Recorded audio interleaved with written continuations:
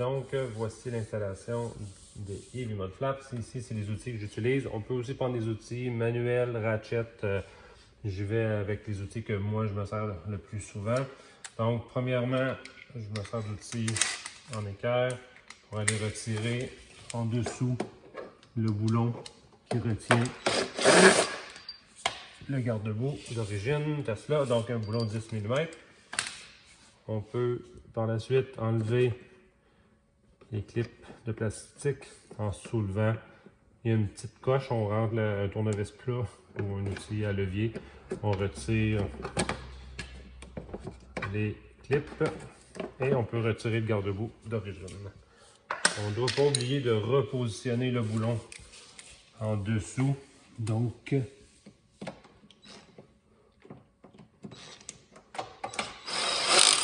c'est ça qui tient le bas de caisse et qui va tenir aussi également le nouveau garde-boue.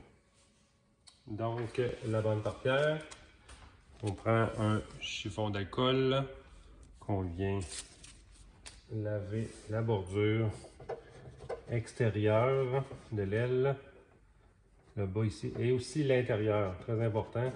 La pellicule va être repliée et c'est bon de pouvoir avoir une adhésion suffisante. Donc on essuie comme il faut l'extérieur, on essuie l'intérieur. D'exemple, cette voiture-là, il y en a déjà une d'installer, mais j'en installe une par-dessus pour vous montrer comment faire tout simplement. Donc, je vous conseille toujours par commencer les ailes avant. C'est plus important d'avoir des portières sur les ailes avant. 5 sont fournies dans le kit, vous en avez besoin de 4, mais surtout de 2 en avant. Donc, on commence dans le bas, on peut laisser dépasser légèrement. On fait la courbure du bas de caisse. On vient commencer sur le début de l'aile et on suit l'aile extérieure. Et rendu ici, on arrive à mi-chemin pour les deux, tout simplement. Pour être capable par la suite de replier la bande portière à l'arrière, on va la coller bien correctement à l'arrière. La courbure ici aussi, c'est important. Bien coller. Comme ça. On s'assure qu'il n'y a pas de bulle. Et on est prêt pour poser le garde-boue. Donc, une fois la pellicule portière bien collée, on est prêt à installer le garde-boue. On commence donc ici avec des clips. Les clips que je prends le temps de chauffer avec soit un heat gun à l'intérieur d'un thermos ou de l'eau bouillante. Les deux sont bons. Je préfère le... Donc on fait sautiller les clips. On les chauffe pendant 30 secondes.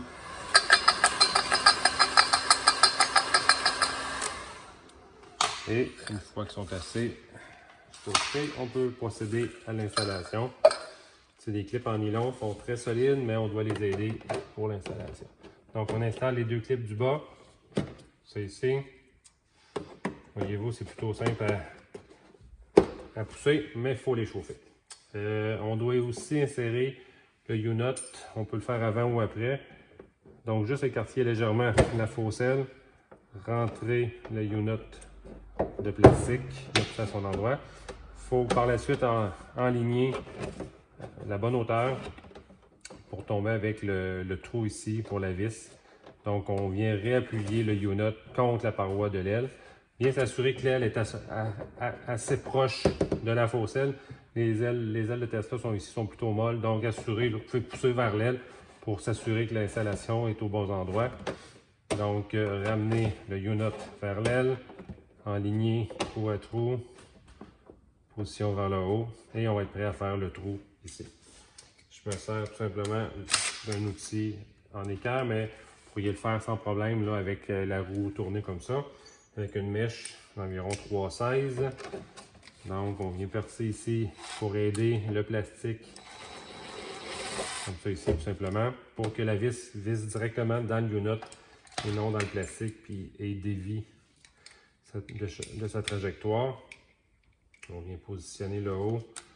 Donc, encore une fois, on peut y aller direct avec un tournevis ou ma technique, c'est toujours la même. Comme ça ici, on s'enligne, on visse, on ramène pour sécuriser le tout. On prend une mèche 5, 16 ou 8 mm. Et ici, il reste un trou vide On vient tout simplement percer la faucelle de plastique. Elle n'est pas trop loin évidemment, on a de la place, mais et on met un dernier clip pour sécuriser le tout. Comme ça ici, et on vient appuyer. Donc l'installation du garde-boue avant est complétée. Donc garde-boue arrière, après avoir nettoyé légèrement, on peut passer le chiffon d'alcool ici pour s'assurer que tout est très propre avant de coller la pellicule par pierre. On essuie comme il faut, même chose qu'à l'avant avec un chiffon sec pour absorber le surplus d'alcool. On peut voir ici que le garde-boue, pas le garde-boue, mais le pare-choc a déjà eu un garde-boue de posé, donc c'est la raison du trou ici. Si on y va, on peut poser la bande par pierre. On commence dans le bas, ici comme ça, et on suit la courbure du pare-choc pour arriver ici, encore une fois à mi-chemin. Pas à mi-chemin, mais sur le bord ici. Ça fait un bout de pellicule qui va dépasser par l'intérieur dans la partie du haut, qui va venir aider à l'adhésion. Donc on vient replier à l'intérieur. Donc on s'assure que la pellicule est bien collée. Et on est prêt à passer à l'étape suivante, qui est d'enlever les clips. Ici, d'origine, il y a 2 clips en position basse. Juste ici. Comme ça ici. Donc, ces fameux clips Tesla. On va mettre de côté. On va faire la même procédure qu'à l'avant. On peut réchauffer les clips. Ça fait un certain temps que ça a été chauffé.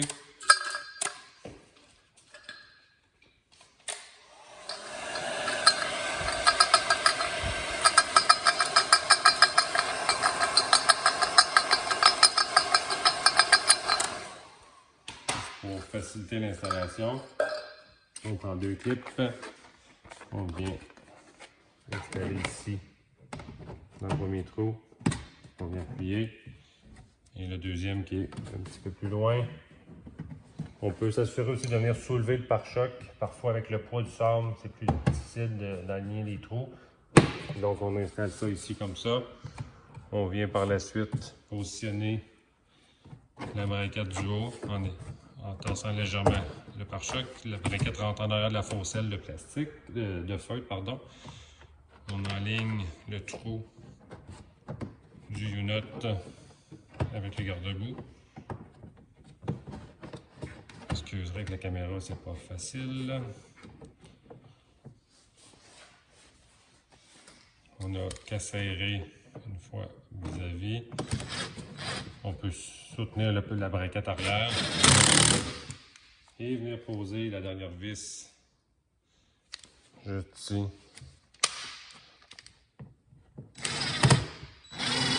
À travers le pare-choc pour venir sécuriser là, le garde-boue.